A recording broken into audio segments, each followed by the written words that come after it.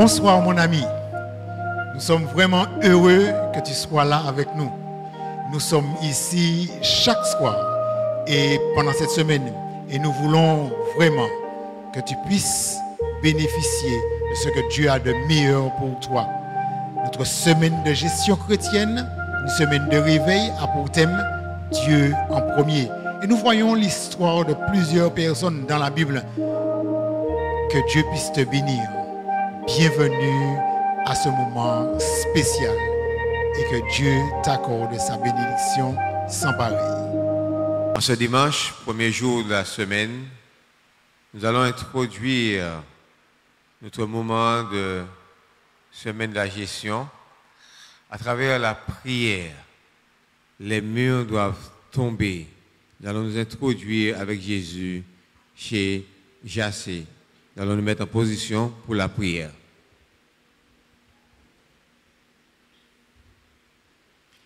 Notre Dieu, notre Père, combien nous te sommes reconnaissants d'avoir penché ton regard sur cette terre et d'avoir, Seigneur, non seulement foulé le sol de cette terre, mais entré chez les familles, entré chez les plus démunis, entré chez ceux qui ont été haïs. Toi, tu les as aimés et encore aujourd'hui, tu nous aimes. Alors nous allons te suivre, Seigneur, sur la route et entrer avec toi chez Zachée, parce que tu feras tomber les murs, Seigneur, de la trahison, toutes sortes de murs, Seigneur. Oh, Père éternel, en ce soir, pardonne-nous nos fautes. Dispose nos cœurs à recevoir ta parole. Dispose nos cœurs et notre esprit à comprendre, Seigneur, ta parole. Ouvre nos yeux afin que nous contemplions les merveilles de ta grâce et de ta loi. Au nom de Jésus, nous t'avons invoqué pour ta gloire. Amen. Voici Jésus. J'espère en toi. Jésus, merci. Merci Jésus. Voici Jésus, notre Sauveur, qui nous ouvre une porte. Suis-moi, dit-il, à tout pécheur de savoir ton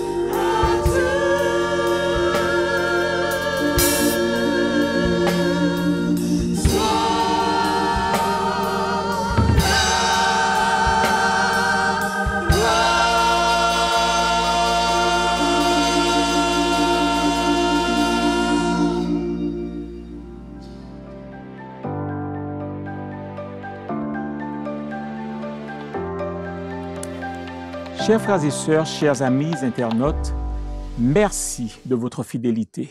Alors que nous continuons à vivre ensemble cette semaine de réveil du département de la gestion chrétienne de la vie. Soyons chaque soir au rendez-vous afin d'être rafraîchis et bénis et permettons au Seigneur de parler encore une fois à nos cœurs. Prions ensemble. Céleste Père, c'est ton moment. Puisses-tu nous bénir? Puisses-tu nous ouvrir l'esprit et permets que nous puissions nous conformer à ta parole. À l'aide de ton Esprit Saint, nous avons prié au nom de Jésus. Amen. L'histoire de Zachée de Jéricho est une histoire de murs qui tombent. Luc 19, verset 18, parle de la façon dont les murs de séparation dans la vie de Zachée furent brisés et comment les relations entre lui et Dieu et entre lui et les autres ont été restaurées. Son histoire est pleine d'instructions pour quiconque aspire à de meilleures relations. Zachée vivait dans cette ville ancienne, chargée d'histoire, la toute première ville conquise après la traversée du Jourdain par Josué et le peuple d'Israël. C'était un lieu historique. La ville était une fois de plus populaire à l'époque de Zachée. En effet, Hérode le Grand avait établi une résidence d'hiver à Jéricho et il est mort en l'an 4 avant Jésus-Christ. La ville était un centre régional et économique à cause de la production de dattes, de vins, d'épices et de parfums. La localisation stratégique de la ville au milieu d'un réseau de routes de l'ancienne Palestine contribuait beaucoup à sa popularité. Et c'est ainsi que marchands, soldats et pèlerins traversaient Jéricho et Zachée, un collecteur d'impôts, prenait avantage de la situation. Et c'est là que l'évangile de Luc introduit Zachée. Voilà ce que nous lisons dans Luc 19, verset 2. « Or, un homme riche appelé Zachée, chef des collecteurs d'impôts. » Son nom révèle qu'il était d'origine juive, mais par profession, il était un officier romain. Ceci l'avait mis dans une position ambiguë et difficile. Les Juifs le considéraient comme un traître à la nation et le haïssaient. On ne l'autorisait pas à participer à la vie communautaire de la synagogue locale. Il était exclu à la fois socialement et religieusement. Pourquoi une personne voudrait-elle endurer un tel rejet? On pourrait trouver la réponse dans la dernière description de Zachée. Il était un homme riche. Il sacrifiait ses relations sociales au profit de l'argent et de biens matériels. Apparemment, Zachée avait du succès dans sa carrière et dans son objectif de devenir riche. Il s'était élevé au rang de chef de collecteur d'impôts. Il était Zachée le performant. Avec une telle richesse et un tel succès, nous nous serions attendus à ce que Zachée soit heureux. Pourtant, il semble que quelque chose manquait dans sa vie. Il voulait remplir un vide qu'il éprouvait à l'intérieur. Voilà ce que nous lisons au verset 3 et 4. Il cherchait à voir qui était Jésus, mais il n'y parvenait pas à cause de la foule, car il était de petite taille. Il courut en avant et monta sur un sycomore pour voir Jésus parce qu'il devait passer par là. Ellen White, dans son commentaire, dans son livre Jésus-Christ, à la page 262, explique le désir de Zachée de voir Jésus en ces mots. Cependant, le riche officier des douanes n'était pas un mondain endurci. Sous des apparences de futilité et d'orgueil, battait un cœur accessible aux influences divines. Le chef des péagers désirait contempler le visage de celui dont les paroles avaient ranimé l'espérance dans son cœur. Son argent et ses richesses ne pouvaient pas enlever son désespoir. Zachée aspirait à des relations autres que celles qu'il avait avec les choses matérielles. Et selon le texte ci-dessus, Zachée a dû surmonter 2 obstacles pour établir cette nouvelle relation. 1. Sa petite taille et 2. La foule dense et hostile. Les relations de qualité ont toujours un coût. Et pour Zachée, ce fut de courir et de grimper à l'arbre avec sa tunique sur lui. Jésus, nous verrons que c'est celui qui abat les murs. Les murailles de Jéricho étaient tombées bien des siècles auparavant lorsque Josué et son armée avaient marché autour d'elle pendant 7 jours. Nous pouvons présumer que Zachée avait abattu des murs dans sa propre vie, des murs tels que l'illettrisme, des murs tels que la pauvreté. Cependant, le mur relationnel était encore épais et bien haut, sans espoir de tomber un jour. Il ne jouissait d'une relation de qualité ni avec les gens qu'il côtoyait, ni avec Dieu. Se retrouver dans un sycomore était un bon début, mais ce n'était pas suffisant pour abattre le mur qui séparait Zachée des autres. La visite de Jésus à Jéricho marquera un tournant. Zachée cherchait à établir une relation distante et impersonnelle avec Jésus du haut de son arbre, mais Jésus avait une meilleure offre pour lui. Au verset 5 de Luc 19, nous lisons ceci. « Lorsque Jésus fut arrivé à cet endroit, il leva les yeux et dit, « Zachée, dépêche-toi de descendre, car il faut que je m'arrête aujourd'hui chez toi. » Jésus lui offrait une relation de proximité, une relation personnelle. C'était ce à quoi Zachée aspirait véritablement, mais il ne l'exprimait pas et il descendit de son arbre. L'esprit de prophétie commente la réponse de Zachée de la façon suivante. La foule s'écarte et Zachée, marchant comme dans un rêve, indique le chemin de sa maison. Jésus savait quelle route menait à la maison de Zachée, mais il voulait que Zachée passe devant et comme un homme bien élevé, il n'est pas entré de force chez Zachée. Zachée dut ouvrir la porte. Et plus tard ce jour-là, Jésus parla de la raison de sa visite chez Zachée. Nous lisons ceci au verset 9 de Luc chapitre 19. Jésus dit à son propos, « Le salut est entré aujourd'hui dans cette maison, parce que lui aussi est un fils d'Abraham. En effet, le Fils de l'homme est venu chercher et sauver ce qui était perdu. » Il y a 2 informations essentielles dans ce passage, chers amis. Jésus parle de l'identité de Zachée comme étant un fils d'Abraham.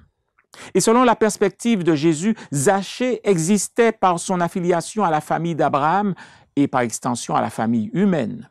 Zachée a été créé en relation et pour la relation. Renier cette caractéristique en se laissant conduire par sa quête des choses matérielles l'avait éloigné de son identité. Il vivait maintenant une vie peu satisfaisante et non accomplie. Pour ne pas dire plus, notre besoin naturel de relation ne peut jamais être satisfait par des possessions matérielles ou par la réussite. Il était essentiel que Zachée se reconnecte à son identité en tant qu'être relationnel. La seconde information dans ses commentaires ultimes concernait la mission de Jésus. Jésus l'a décrit en termes relationnels. Chercher et sauver. Non seulement nous sauve-t-il du péché, mais il nous sauve aussi des conséquences du péché, à savoir des murs de séparation érigés entre Dieu et les gens et entre les personnes. L'apôtre Paul soulignait cet aspect du ministère de Jésus lorsqu'il écrivit dans 2 Corinthiens chapitre 5 verset 18 ceci. Et tout cela vient de Dieu qui nous a réconciliés avec lui par Jésus-Christ et qui nous a donné le ministère de la réconciliation. Le salut de Dieu nous rétablit comme des êtres sociaux. Par choix, Zachée était un constructeur de murs. Par grâce et amour, Jésus est devenu le destructeur de murs dans sa vie. La rencontre entre Zachée et le briseur de murs n'a pas été sans restauration. Nous lisons ceci au verset 8 de Luc 19. Mais Zachée, se tenant devant le Seigneur, lui dit, « Voici, Seigneur, je donne aux pauvres la moitié de mes biens. Et si j'ai fait tort de quelque chose à quelqu'un, je lui rends le quadruple. » Par cette déclaration solennelle et significative, Zachée choisit de ne pas rester assis ou couché. Le constructeur de murs avait finalement décidé de vivre une vie honnête, une vie sans murs. Un des premiers murs qu'il avait décidé d'abattre était le mur de séparation entre riches et pauvres. Zachée, l'homme riche, avait décidé de se reconnecter avec les pauvres. Il ne prenait pas seulement l'engagement de sympathiser, de parler, de jouer ou de prier avec les pauvres, mais aussi de participer à changer leurs conditions de vie. Nous pouvons entretenir 4 types de relations avec ceux qui sont différents de nous. Soit nous n'avons aucune relation, ou alors une relation en bons termes, ou encore une relation intéressée, ou une relation responsable.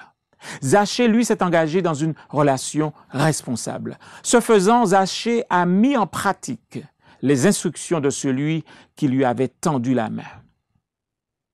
Instructions trouvées dans le Lévitique, chapitre 25, les versets 35 à 37. Et nous lisons ceci. « Si ton frère devient pauvre et qu'il manque de ressources près de toi, tu le soutiendras, même s'il s'agit d'un étranger ou d'un immigré, afin qu'il vive avec toi. Tu ne tireras de lui ni intérêt, ni profit. Tu craindras ton Dieu et ton frère vivra avec toi.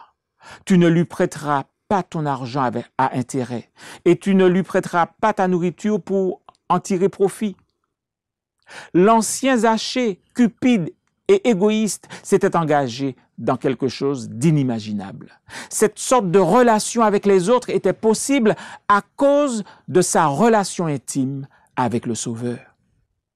Quand nous nous connectons à Dieu, nos tendances égoïstes sont vaincues et nous sommes transformés à son image. En plus de partager avec les pauvres, Zachée s'est engagé à rendre ce qu'il avait volé. Certaines relations ne peuvent jamais être rétablies sans une restitution appropriée. Un principe de base est d'assumer la responsabilité de la relation rompue, de reconnaître que nous avons fait du tort à l'autre et de faire tout ce qui est possible pour réparer le mal. Ellen White fait ce commentaire au sujet de la restitution de Zachée.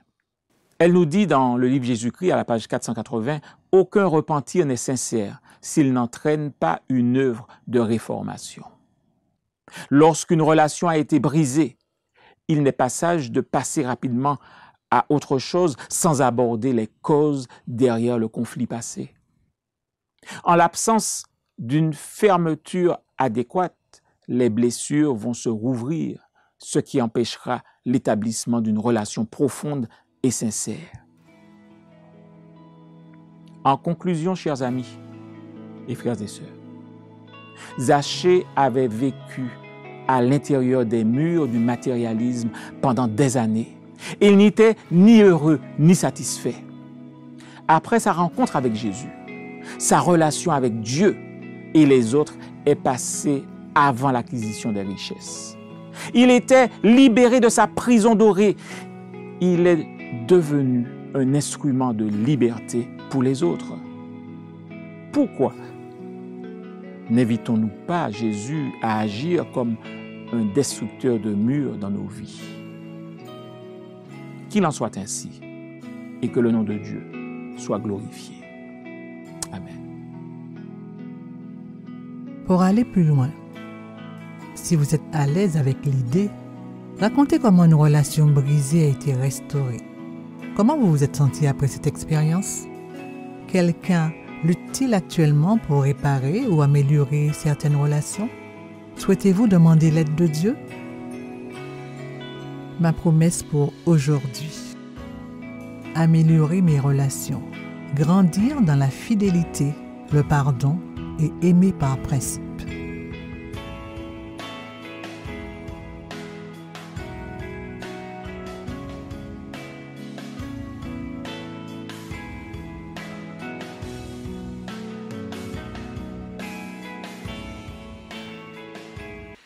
Eh bien, chers amis, nous sommes très heureux et contents que tu sois resté avec nous jusque-là.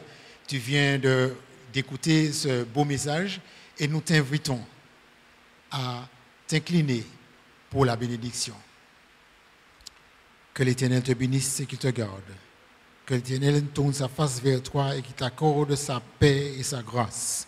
Que l'Éternel fasse luire sa face sur toi et qu'il te bénisse. Amen. Je te donne donc rendez-vous pour notre prochaine présentation. Que le Seigneur puisse te bénir. Partage le lien Adventiste Californie 972 sur YouTube et invite tes amis à bénéficier de ces merveilleuses choses que tu as découvertes dans les messages que le Seigneur t'a présentés. Je t'invite aussi à transformer par la grâce de Dieu tous les messages, les thèmes, les résolutions que nous t'avons présentées afin que le Seigneur puisse te sanctifier et que tu sois prêt pour son prochain retour. Bonsoir et que le Seigneur te bénisse.